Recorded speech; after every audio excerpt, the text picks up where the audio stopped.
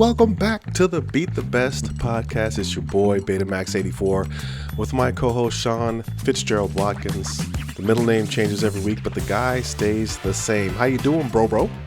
Yes, I'm good, sir. Battling this cold a little bit, but I'm okay. You know, so if I sound a little funny, ladies and gentlemen, you know, it's a little nasally. Yeah, the allergies are coming, twin, as the kids say.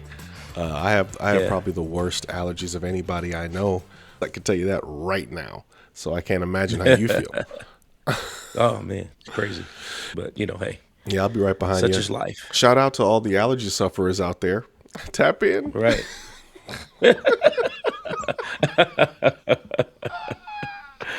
I gotta tell you something, bro. I had such a weird week. You know, I'm up here in Portland, Oregon now. I don't know if many people know this. I mean, I've lived in in many major cities. I lived in New York, L.A., Houston. I've been in Chicago, and of all these cities that I've lived in, I want to say Portland has the worst drivers I've ever experienced in my life, even more so than Las Vegas. And Las Vegas drivers are bananas. But yeah, very much so. But at least they're consistent in their buffoonery as drivers. So there's an issue that I have with these Portland drivers. Where's the worst place you've ever been for drivers? Well, I've been living in Vegas for 30 plus years now, and I understand why Vegas is, because you've got the Strip, you've got a lot of tourism. It's not so much the locals that are driving here, so it's a melting pot. So you get a lot of different drivers from all over. Of course, me being from Los Angeles, California, people in Vegas, locals basically blame Californians for all the bad driving, but it's a mixture of everybody. But I would have to say, for me, the worst place is where I grew up. I grew up in Los Angeles. People are trying to get somewhere in LA specifically. And I can remember times, when I first got here to college and I went back and I was driving and people were blowing, just flying by me. And I'm like, man, what in the world? So I had to get with it. And then the traffic, it's like, I could never. I remember getting from L.A., South Central L.A., where I grew up, trying to get to the Valley to visit some friends. I said I'll be there. They said, hey, try to get here around 7. Mm-hmm. I literally left 2 hours before the time to get there, and I had the dreaded 405. What you're talking about is traffic, which I totally understand. I get that we're talking about traffic. What I'm talking about is just a failure of things that make sense. So let me just paint this wide brush for you real quick before we get into our topic of the Lakers today, okay? Gotcha. Portland drivers are really nice. I'm afraid to ask, but how please explain. Portland drivers are so nice that they'll stop in the middle of the street to let someone in, almost causing, you to run into somebody from behind. They'll stop at a yellow light. Okay. They do these things that are anti-normal, that it almost causes accidents. But then at the same time, on one hand, they're nice, and at the same time, they increase their speed in the rain when visibility's low.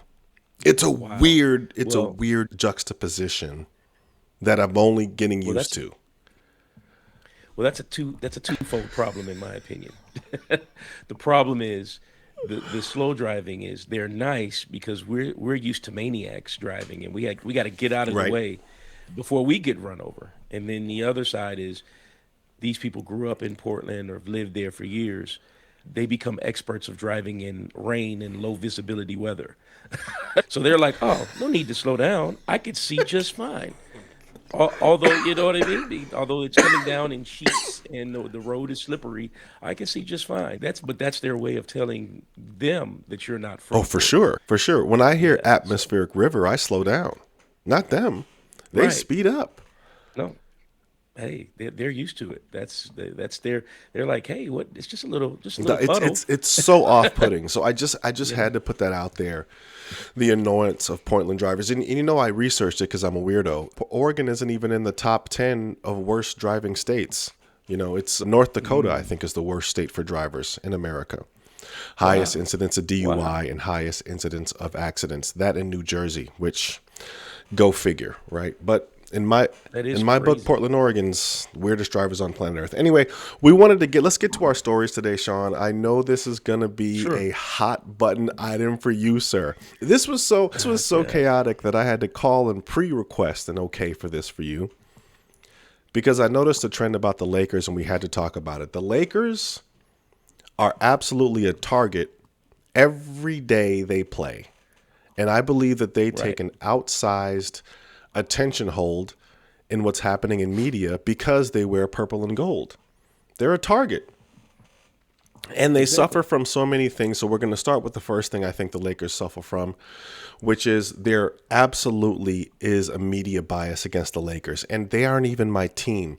But I notice from when I watch First Take, when I watch ESPN, when I watch what's happening on socials, whether the Lakers win or the Lakers lose, they lead the story. I wanted to ask you, sir, about their outsized share in media, whether they win or lose, especially if they lose.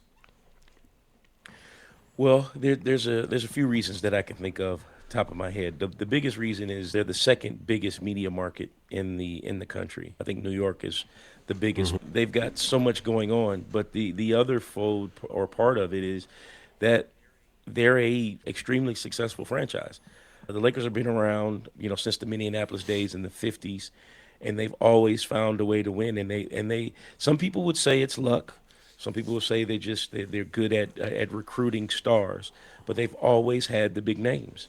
And so, with that being said, when you get these big names and you're in a big media market, and you've won so many championships, the Lakers have 17 championships, one trailing the only one trailing the Boston Celtics.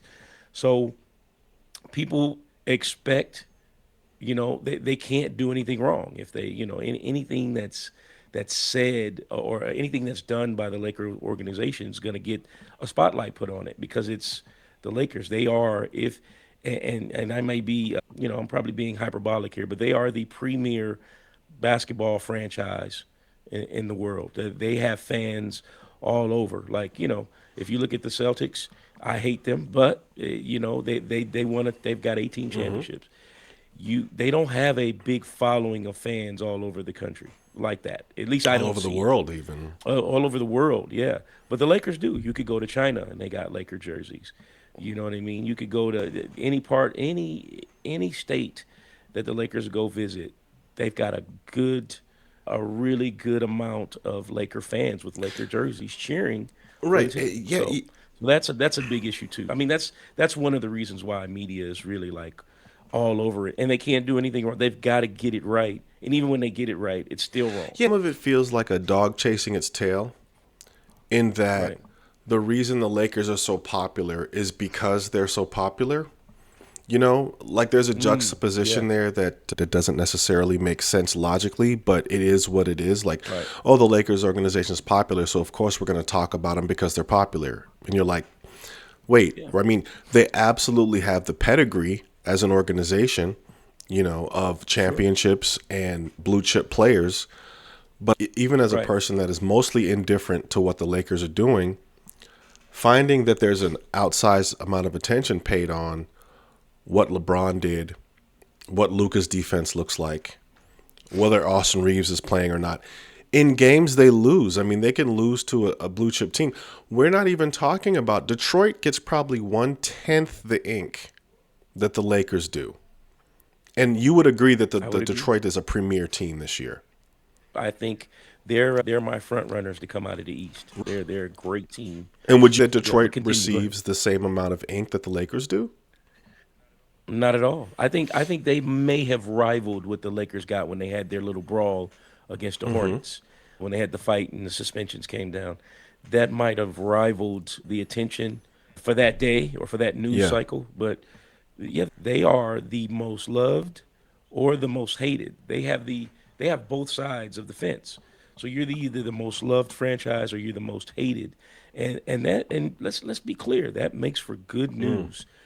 Well, that's You a know what great I mean? transition to my next point, right? Is, Yeah. the Lakers roster is and has had a way of amplifying the media bias, right? If we go way back, you're gonna go Wilt Chamberlain, Sure. Magic Johnson, Kareem Abdul-Jabbar. So let me break You're it down. 'Cause I purple know and the gold. You history, go so I'll ahead. give it to you.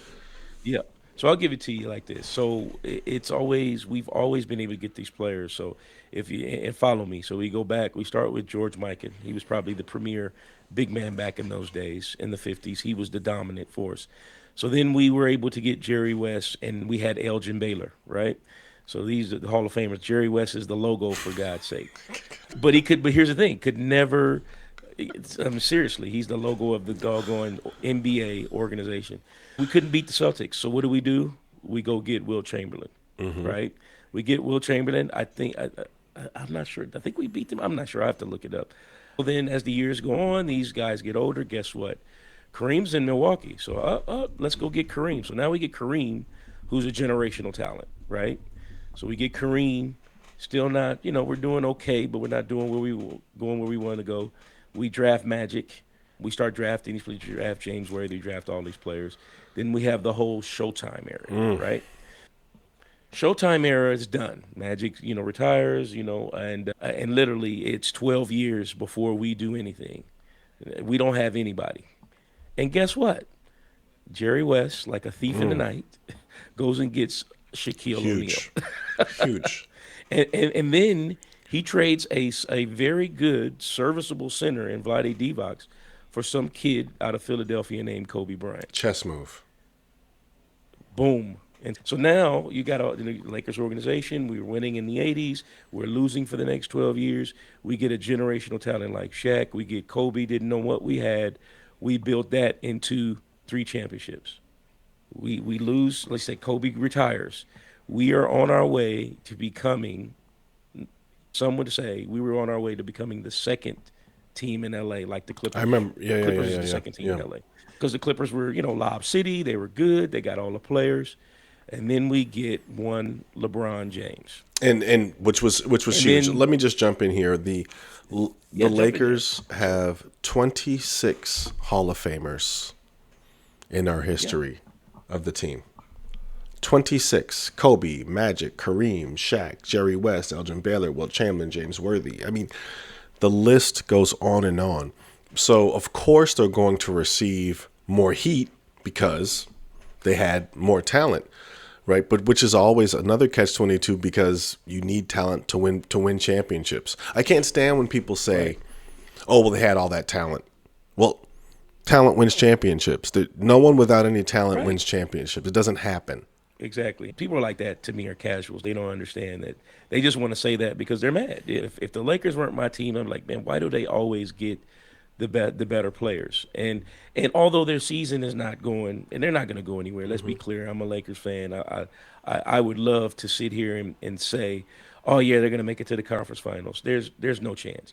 If they get out of the first round, I'd be totally shocked. If they get out of the second round, I'd probably fall out of my chair. So they're not, even though they've got some talent and if they got a generational player like Luka, they're not going anywhere. But their propensity to be able to get these players it's incredible. And I think that gives the love side where the fans that have followed them like, man, okay, we're always going to get the player that we want. But then it's the hate side was like, why do they always get the player? That breeds contempt, right? Yeah. Contempt, that breeds contempt. Right. If you look at who the Lakers have gotten through draft versus who the Lakers have received through trade and, fleecing another squad, I could see how it could make other teams upset. I mean, in my eyes, I can only count 3. Well, if you look at the Lakers back in the 80s, outside of Kareem, I think everybody they got was through the draft. I think Michael Cooper was drafted by them. I want to say James Worthy. Byron Scott was originally drafted by the Clippers. Then they traded his rights. Of course, Magic Johnson. I think I said James Worthy already. But then they were able to get Michael Thompson, who was a great player. Bob McAdoo came over in free agency. So they're able to get the good free agents. But that's the only time that I can really think of in the 80s that they were able to draft. But how can you blame? A trade requires 2 parties to work together. It's not like they were giving them these players for free. Obviously, the Lakers made trades as well. You can't be upset, and I can't believe I'm arguing in case for the Lakers, which sounds crazy to me to say aloud. But Yeah. It's wild to me that the Lakers received an outsized amount of anger for the trades they've made when other teams decided to trade with them and give them these players. Right? Let's talk about Kobe. Kobe Bryant. They moved Vlade Divac and then ended up moving Eddie Jones. They Eddie ended up moving Jones, Eddie yeah. Jones to make room for Kobe Bryant to get it to be in the starting lineup eventually. I loved Eddie Jones, by the way. I had his shoes. He was absolutely a stellar Laker. Yeah. I Probably loved one Eddie of the most Jones. Yeah. underrated Lakers in Laker history. But, these moves that the Lakers have made, while shrewd, require other teams to participate. Well, you got to look at it from this standpoint. When you have the hate that the Lakers do on the other side, that hate comes from them being good. Because think about it, if nobody's hating the Washington Wizards, no disrespect to the Washington Wizards, right? But nobody's hating them. They're not a great Yeah. basketball team, not a good basketball team, but nobody's hating them. So the Lakers are always been pretty good, pretty relevant. So when you have a team that's good, and then they're able to go out and teams are trading with them to make them better and give them better opportunities to win, that's when you get the angst and the anger and the craziness from fans. But like I said, then you've got one side with all the anger, and you got the other side with all the love, and you combine that with the second biggest media market in the world or in the country. Boom, you have Lakers leading the story when they lose to a team they shouldn't And have. and it is a show, right? When we go back to the Magic Right. Showtime era, which I believe was totally ran by, Magic and Pat Riley getting up and Sure. down the court. Then you have Jack Nicholson in the front row. You have Michael Jackson at the game, John McEnroe, Andre Agassi, all of the biggest stars in the 80s in your games, and you're winning. Your Lakers, sir, have 17 banners. Right. I'm going to say Exactly. it again. I'm going to hold on. Let me And say it like again for anyone who's not listening appropriately. 17 chips. That means that's an 17. organization that is not going to take no for an answer. I sound Exactly. like a Laker fan. I hate it. Exactly. I'm just saying that, Well, it's just you're spitting yeah, I mean, facts. You're spitting facts. It's a like you said fact. earlier brilliantly, no one's checking for the Wizards. I think the Yeah. only organizations where they're held to a higher standard are probably Los Angeles Lakers and the Boston Celtics. They just don't Yeah. they don't look at losing as something that's you're supposed to suffer through. Go ahead. Yeah. And you're absolutely right. And this is I've made this argument with you before, because you look at the Boston Celtics and they have a history of winning, and they have 18. They have one more, which hurts me to say every time I say it, but they have 18 championships. But we're not talking about them to the extent that you would talk about the Right. Lakers.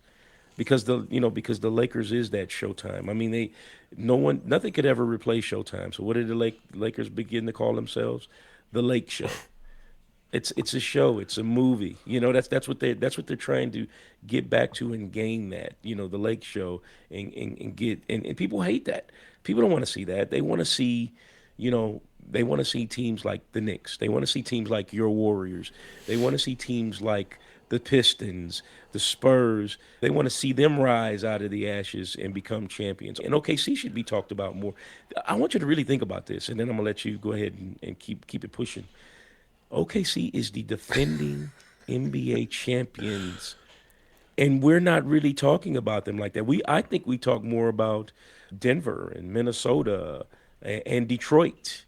The way I see it, I think we talk more about and way more about the Lakers than we ever talk about OKC. And OKC is still the number one team in the Western Conference. Let me say it again. They are the number one team in the Western Conference, and they are the defending champs. And like my good friend BetaMax84 always says, no one No one cares. cares. No one cares. You decided to So speak a language called facts today because the OKC Thunder are the defending champs, and they get their fair share of ink, mostly when they're either fouling people or in a fight with someone.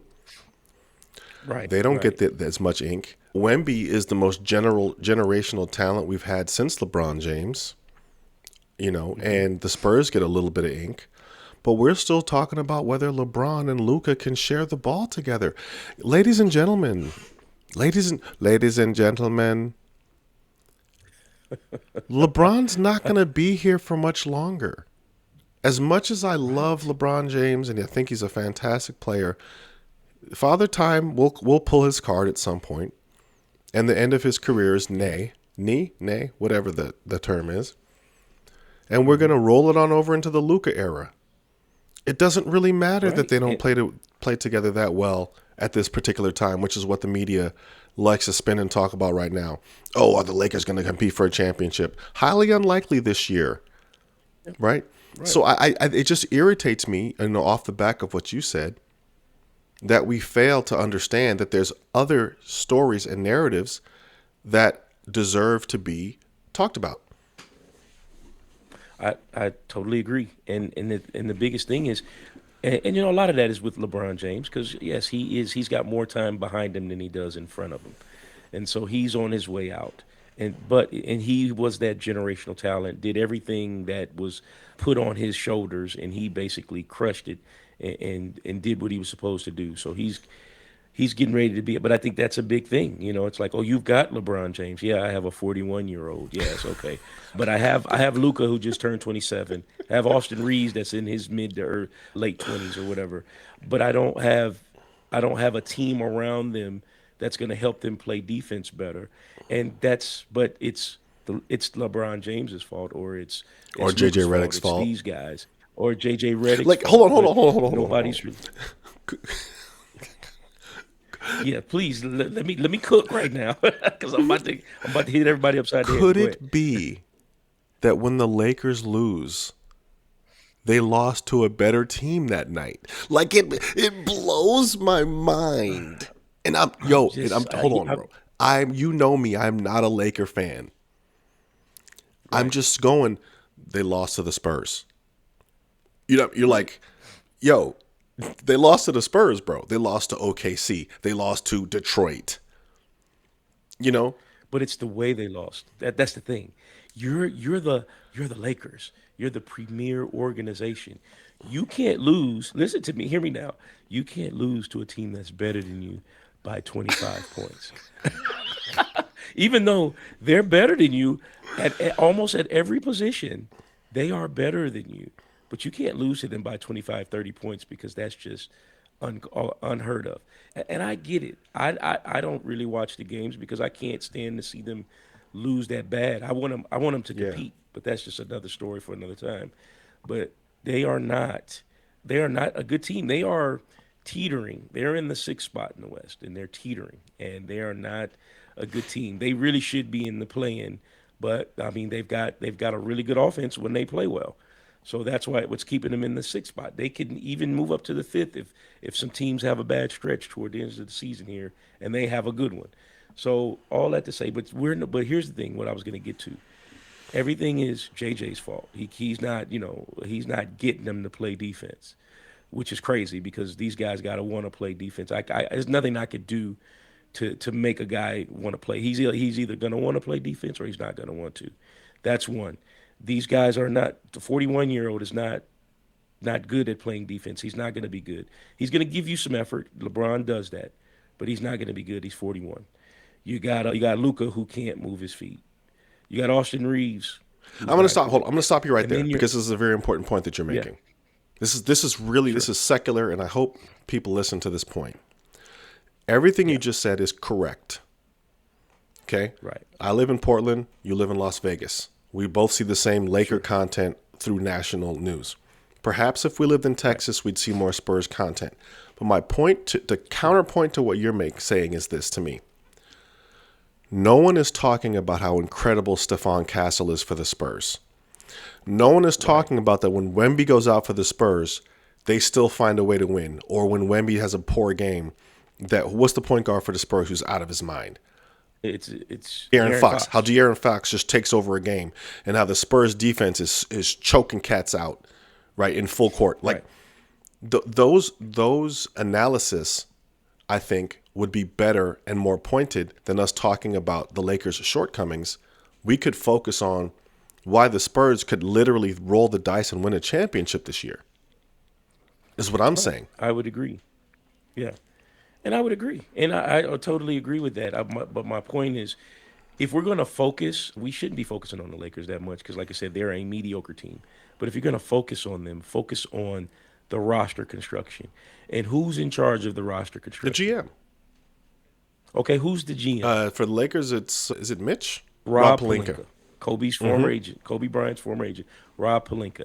Let me ask you something. Here's a serious question. You watch basketball, you watch the sports talk shows, you listen to a lot of sports radio. Do you hear his name, Mr. Rob Pelinka, at all during the times where people are crashing out on Almost the Lakers never. and saying, "Hey, the Lakers Almost aren't good." never. You never Almost hear never. his name. He put this roster Right. together, right? So that's my thing. I'm like, if you're gonna talk about the Lakers, the product they have on the floor is what they have on the floor. JJ Redick is doing a phenomenal job. He's doing the best he can with what he has, right? And they're a 6 seed. In all intents and purposes, if you're a 6 seed in a competitive organization like the Yeah. NBA in your conference, especially with the Western Conference, you would be happy, right? You'd be like, Yeah. okay, I want to be better, but Yeah. it's tough. But nobody's No, talking no, no. about that. Yeah, So that's no. I think we're talking the same thing from different ends here. Yes, and what I'm also saying is that ordinarily, someone being a 6 seed isn't the worst thing in the world. But why isn't right. more attention being paid to? Like, of course, you're going to talk about Wemby sometime because he's an alien, right? And you're going to talk about Detroit when they're fighting. But I'm like, there's deeper storylines here. Like, if you haven't watched the Spurs, and I keep saying the Spurs because I do think they could win a chip this year if they get hot at the right Yeah. time. Their team is scary from a ball player standpoint. When you watch them, and then if Wemby's healthy, you're like, I don't even know how you beat them. And that's a question I haven't asked since I watched like the Bulls or the Lakers or the Warriors in 2016. Like, how do you beat them? Or when they had KD, like, how do you even beat these teams? You know what I mean? That's how good the Spurs can be. Instead of us focusing on the fact that Luka likes to argue with the refs and not get back on defense. We know this already. Yeah, we've known this for years. I mean, you can look at today's game. Like the Spurs played the Knicks, and the Knicks were beating up on them last I checked. They were up 20. That's, but we'll talk a little bit about that. But we'll talk about the Lakers will be brought up. They played your Warriors without any of And the beat our players brains in. That yeah, and had a great game. You know what I'm saying? So that's the thing. I don't like it either. I would rather them not talk about the Lakers. Talk about the other teams because I'm interested. I want to see. They glossed over the other night. They talked about it. Now I think they talked about it a little bit more. But Anthony Edwards hitting a game-winning shot over two guys when the coach They is talked yelling about at it him for to 5 pass the ball, minutes. and he Yeah. yeah, Yeah. exactly. But he yelled back at the coach. Now, if that would have been the Lakers, that would have been a whole new cycle. They didn't even push the lead, though. The lead was still the Lakers.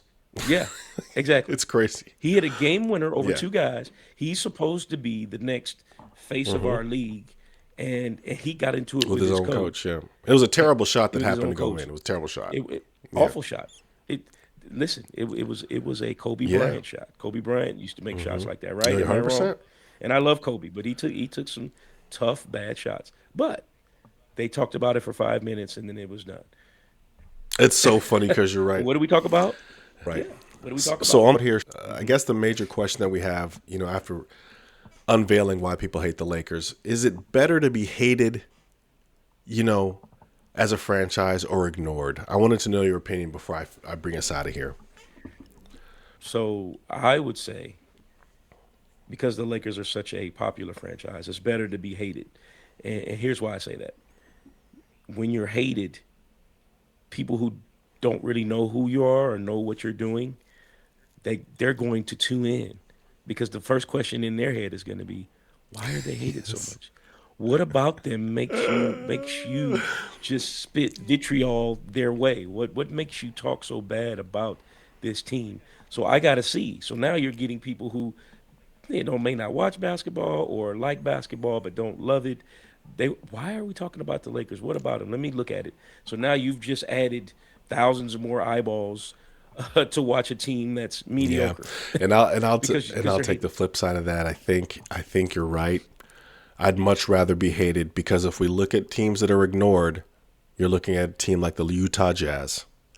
The Utah Jazz have pretty much been ignored since Karl Malone left and since John Stockton retired.